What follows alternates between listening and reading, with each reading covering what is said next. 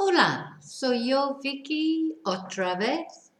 Welcome to Learn Spanish with Vicky. If it's your first time visiting this channel, I hope you enjoy it. Welcome. If you've seen some other videos before, thank you for coming back. Okay, vale. So, ¿qué vamos a hacer hoy? What we're going to do today? Well, today I'm going to look at the third conjugation of regular verbs in Spanish. I explained in a previous video that in Spanish, all verbs, all doing words, end in either AR, or ER, or IR.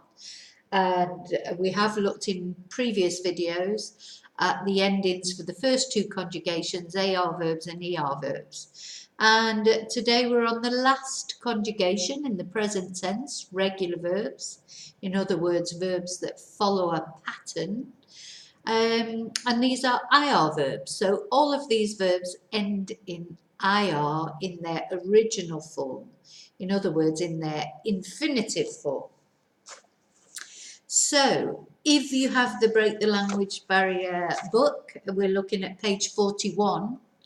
Now, so this is the method that I'm following. I always go to the wrong page because it's actually back to front on the video and it's very confusing. So, Break the Language Barrier Level 1 by Vicki Level, which is available on all Amazon sites and also through the website if you want to have a book to follow through with the videos. However, you don't need the book. The videos are self-explanatory, so I'll go through everything anyway in English and Spanish, so you don't need the book. It's just some people have the book and they like to keep it to hand. Okay, so we're on page 41 if you do have the book, and we're on practice A, which gives a selection of IR verbs, regular IR verbs, common verbs. You know, I'm teaching you Spanish on a need-to-know basis. You can't learn everything all at once, so I try and pick out the things that are the most useful for you to use in your journey towards communicating well in Spanish. So, número uno is recibir. Número uno is escribir. And escribir is to write. Now, with the example that's above, which is vivir, we see that the endings for IR verbs are ever so slightly different from the endings for ER verbs. So when we're saying I live, the ending we use is O, just the same for AR and ER verbs.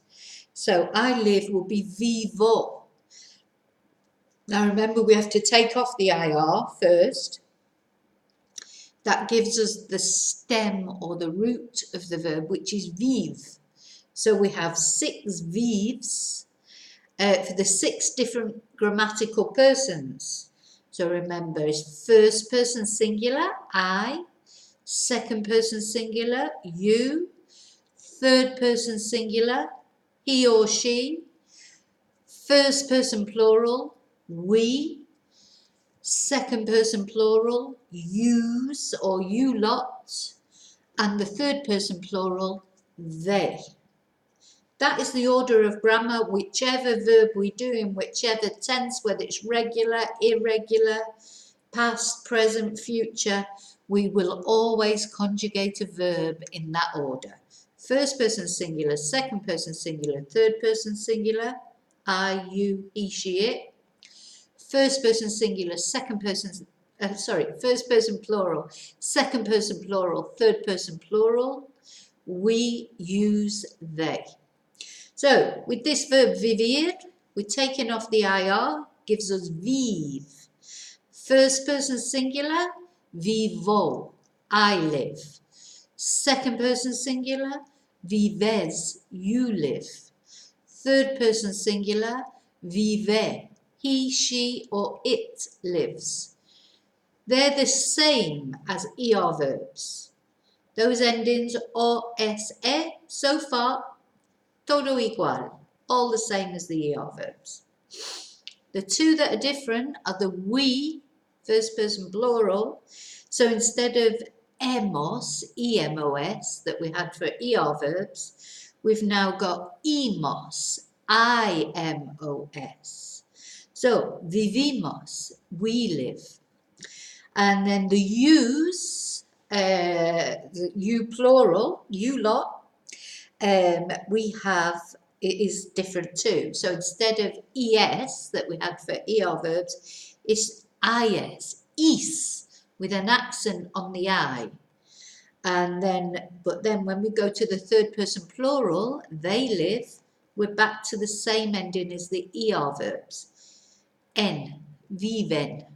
So to conjugate the verb vivir in the present tense, an IR, a regular IR verb, vivo, vives, vive, vivimos, vivis, viven.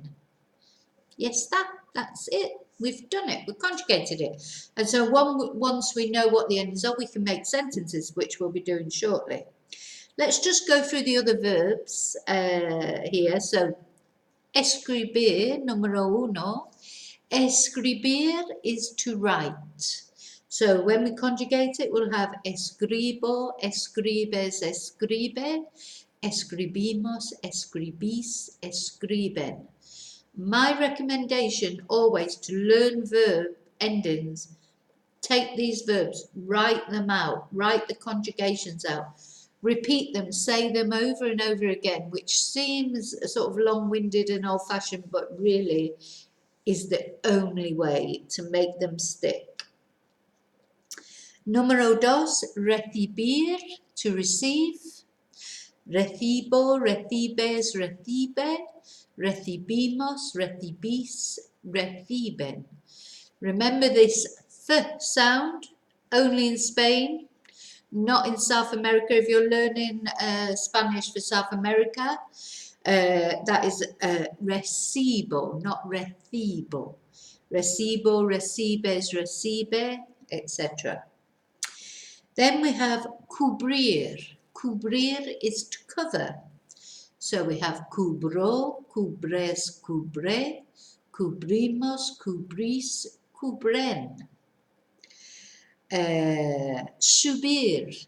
Oh, subir's got lots of meanings. Subir is to go up, to get on, to raise, to lift. Various different meanings. So it's a very useful verb to know. Subo, subes, sube. Subimos, subís, suben. Then we have número 5, descubrir. Descubrir is to discover. Descubro, descubres, descubre. Descubrimos, descubrís, descubren. Compartir, número 6. Compartir is to share. Comparto, compartes, comparte, compartimos, compartís, comparten. Después tenemos número 7, sufrir, sufro, sufres, sufre, sufrimos, sufrís, sufren. Número 8, repartir. It's similar to compartir, but this is to share out, to hand out, to deliver. Reparto, repartes, reparte, repartimos, repartís, reparten. Abrir, to open. Abro, abres, abre, abrimos, abrís, abren.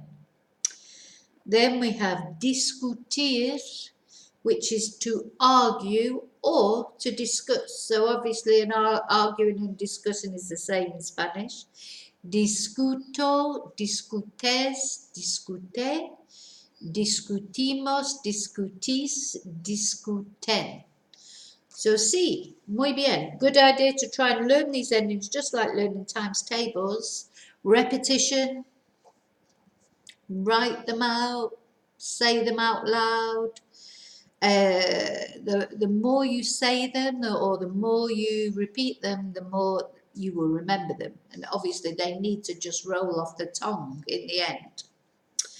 Okay, so we were then, there was then this a little exercise of just translating sentences using the IR verbs. So number one is, do you write many emails? So that would be escribes, do you write? Muchos correos electrónicos. So because correos electrónicos is plural, the muchos has to match up. So number two, in Africa, many children suffer. So that would be en África, muchos niños sufren. So that would be the third person plural, they suffer. Numero tres, the snow covers the mountains.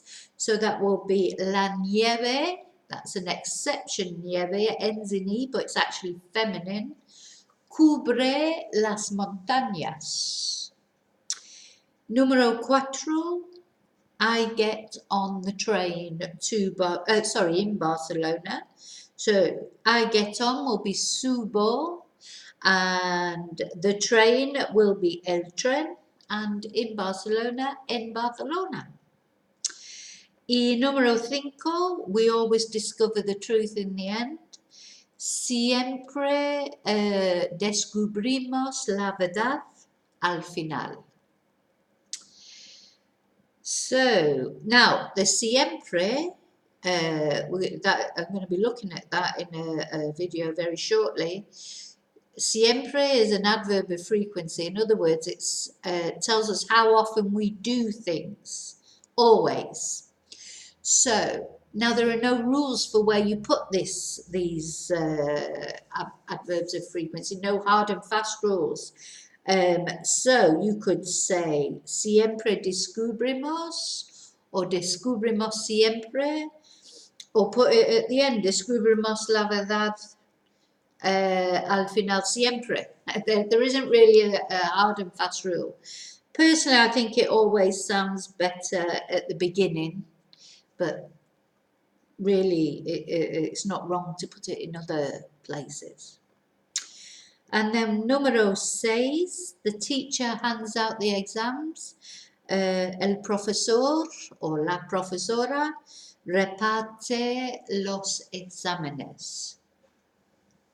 And then número siete, which is Juan and Pedro share a flat in Madrid. Juan y Pedro comparten, because that will be they share, un piso or un apartamento en Madrid, either of those. Número ocho, do yous receive many letters? So yous meaning I want you to use the plural. Recibís, do yous receive? So all in one word.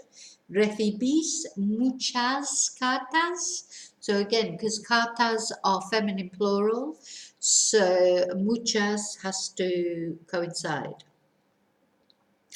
Y número nueve, always nice when someone does this.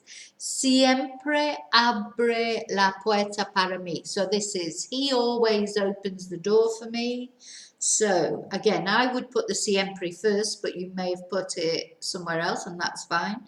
Siempre abre, third person singular, he opens. La puerta para, so it's that poor para.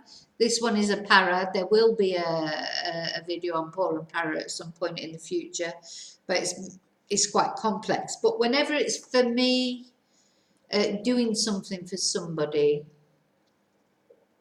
yeah, not always. Sometimes it's por when it's for the sake of someone. So we won't go into that at the moment because it could get quite confusing.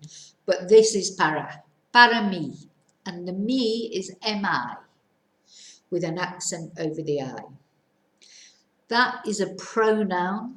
Again, tricky subject pronouns. We will be looking at pronouns as well in another video. And then number 10, they argue every Saturday evening. So we would say they argue. Discuten every Saturday, cada sábado. or todos los sábados, whichever you feel more comfortable using. I personally like cada because you don't have to make it masculine or feminine and it's always singular. So, cada sábado por la tarde. So, discuten cada sábado por la tarde. Muy bien. Ya está. So, if you have any queries about any of that I've just explained about regular IR verbs, that's the third and last conjugation. We'll be doing a little bit of practice with regular verbs, but then we will be looking at irregular verbs shortly too. Any queries about anything to do with Spanish? If there's something you particularly want explaining in a video, please let me know and I'll be happy to make a video on that. I hope you found the video useful and good luck with speaking Spanish. I mean, the clue is as much practice as possible, obviously. If you have found the video useful, please give me a thumbs up. And if you want to receive instant notification of any future uploads of videos, please press subscribe underneath. Ok, vale, muchas gracias y está y hasta luego.